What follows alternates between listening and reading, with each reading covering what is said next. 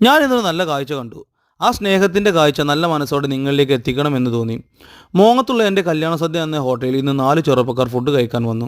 അവരിൽ ഒരാൾക്ക് എന്തോ ആക്സിഡൻറ്റ് പറ്റി വലത് കൈക്ക് നല്ല പരിക്ക് പറ്റിയിരുന്നു. ബുദ്ധിമുട്ടാതെ ഭക്ഷണം കഴിക്കാൻ കൂടെയുള്ള ഈ ആത്മാർത്ഥ കൂട്ടുകാരൻ ഒരു ഉരുള മീനും കൂട്ടി അവന് വാരിക്കൊടുക്കും. അതുപോലെ തന്നെ ആ ഇലയിൽ നിന്ന് മറ്റൊരു ഉരുള അവനും വാരി കഴിക്കും. ജാതിയും മതവും ഒക്കെ പറഞ്ഞ് സ്വത്തിൻ്റെ പേരിലെല്ലാം തമ്മിത്തല്ലി നടക്കുന്ന ഈ കാലത്ത് ഇതുപോലുള്ള സൗഹൃദങ്ങൾ ലോകത്തിന് വലിയ പാഠമാണ് നൽകുന്നത്.